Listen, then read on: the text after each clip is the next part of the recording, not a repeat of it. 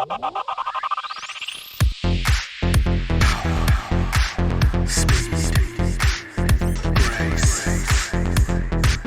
I've got wine coolers.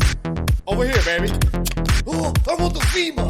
Make sure everybody has Zimas. Star Wars Jedi Survivor is here on PC, and it is in a state that is hard to believe. It is doubly hard to believe as its predecessor, Jedi Fallen Order, launched with the exact same issues in 2019. Shader compilation stutter, traversal stutter that still plagues modern PCs, and really poor options which do nothing to solve the game's core issues. I was stunned to learn that its sequel, Jedi Survivor, is in an even worse state than that game, perhaps taking the cake as the worst AAA release of 2023 so far. What do I mean by that? Well, let's start in the menu as always. The menu in Jedi Survivor on PC is not good and fails completely to improve over that of its predecessor. For one, the options are bare bones UE4 standards, even in their naming essentially. There's also zero context given to the user as to what the visual or performance ramifications are for the various settings that can be changed. This is a huge issue for the average user to optimize their experience to their particular PC.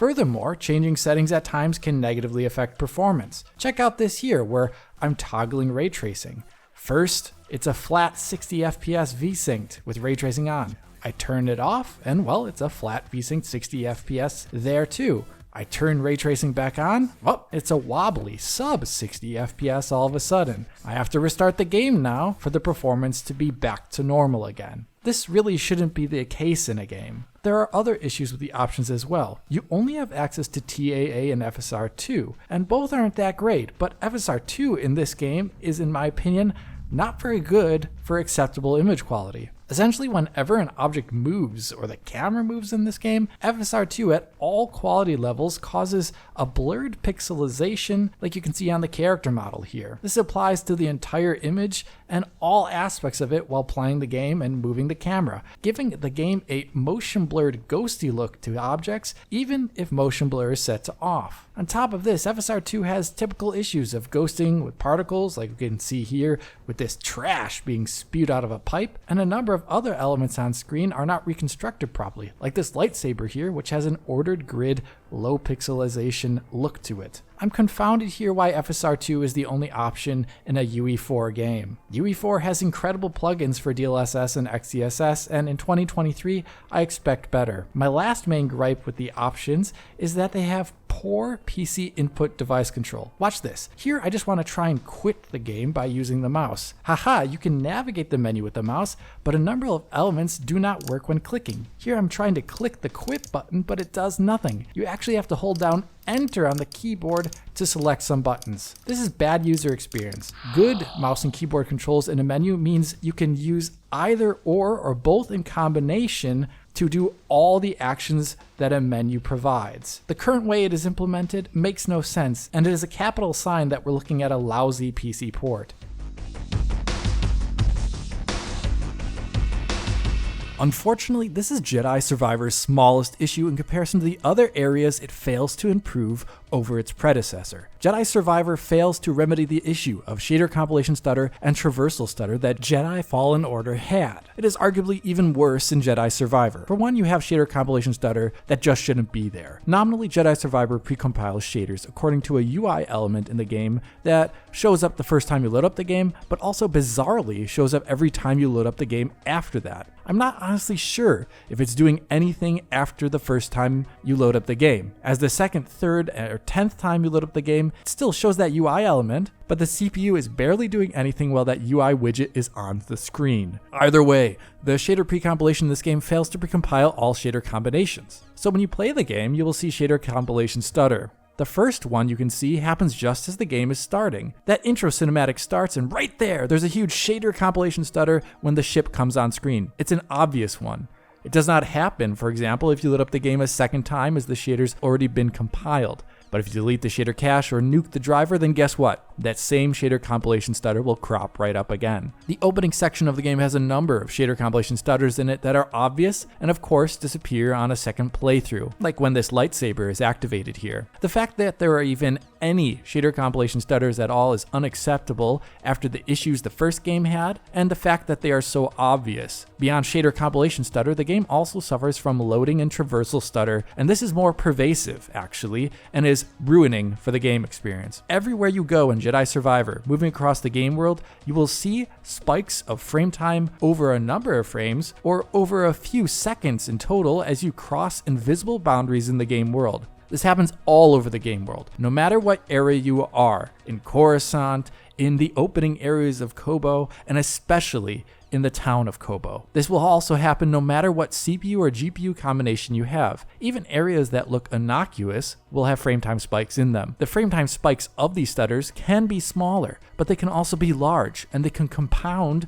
with any shader compilation stutter that might potentially occur at the same time as that load. No matter how many times you play the game or run across an area, you will always see the same stutter. Nothing can prevent this. And yes, nothing can prevent this. Even playing the game at the lowest settings, you will still see traversal stutter and shader compilation stutter. Here's the game running on low on a Core i9-12900K. Notice the frame time graph. Notice the stutter. Every PC will be affected by this, just like with shader compilation stutter. So here Jedi Survivor has failed to improve over its predecessor in the main areas where its predecessor was also bad. Jedi Survivor in fact manages to be worse than its predecessor when one considers the largest issue in the release, and that is how CPU limited it is and what type of CPU limitation we appear to be looking at. Look at this scene here on a Core i9-12900K at the lowest settings. Please take note of how the game is utterly underutilizing the GPU. GPU utilization is minimal. The 4090 is asleep at the wheel here essentially, but notice at the same time how the frame rate on the lowest settings is also sub 60. So a really good modern CPU here is sub 60 FPS on the lowest settings in game. This is in and of itself not something to cry about though, as from a rational perspective,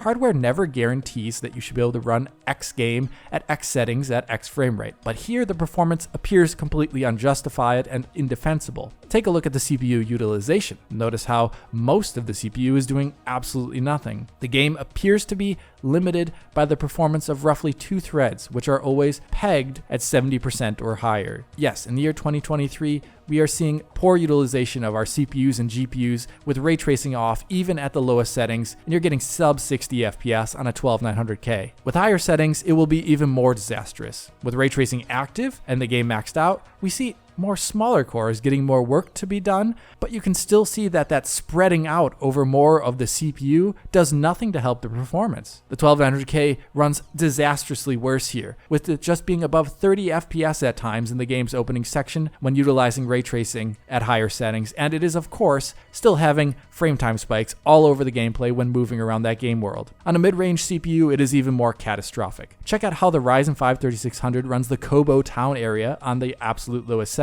both on NVIDIA and AMD drivers. The AMD driver here runs the average frame rate around 4.5% higher, which you can see sometimes there on the frame rate graph. Yet if you look at the frame times, you can see that 4.5% is completely irrelevant, as both drivers suffer from the exact same frame time lurches and stutters at the exact same moments, and the frame time spikes are of the same intensity. Everyone's going to see this frame time lurching, no matter AMD, Intel, or NVIDIA GPU installed, and if you're on a mid-range CPU, you're just going to have a bad time altogether. For me as a reviewer, this intense GPU underutilization we see in Jedi Survivor makes settings recommendations nearly impossible.